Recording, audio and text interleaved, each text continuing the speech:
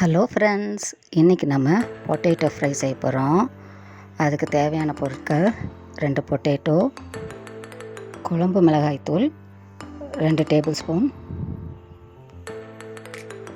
மஞ்சத்தூள் 1 டீஸ்பூன், தேவையான உப்பு,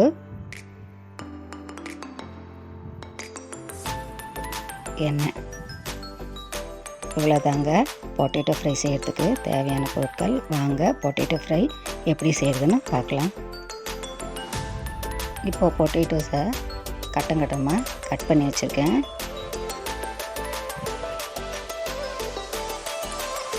குழம்பு மிளகாய்த்தூள் 2 டேபிள் ஸ்பூன், மஞ்சத்தூள் 1 டீஸ்பூன்,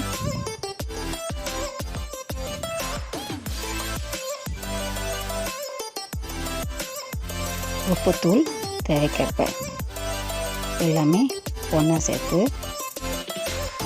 மிக்ஸ் பண்ணி வச்சுக்கலாம்.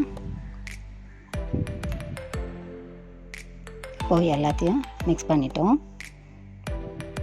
இப்போது ஸ்டவ் ஆன் பண்ணி தோசைக்கல் வச்சுக்கலாம்.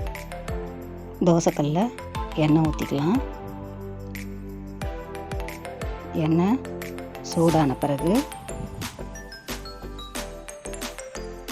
பொட்டேட்டோ சேர்த்துக்கலாம்.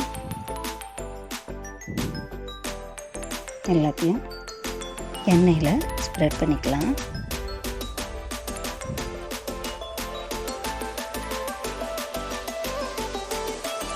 ஸ்டவ்வை சிம்மில் வச்சுட்டு ஒரு மூடி போட்டு வேக வைக்கலாம்.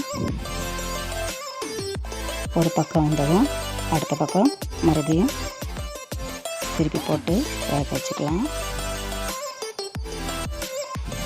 இப்படி ப்ரௌன் ஆகிற வரையும் பொட்டேட்டோவை ஃப்ரை பண்ணலாம்.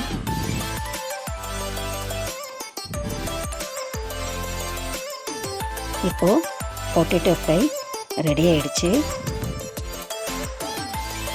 சாம்பார் சாதம், ரசம் சாதம், தயிர் சாதம், எலுமிச்சை சாதம், இதுக்கெல்லாம் பொட்டேட்டோ ஃப்ரை சூப்பரான காம்பினேஷனாக இருக்கும். நீங்கள் ஒரு வாட்டி ட்ரை பண்ணி பாருங்கள்.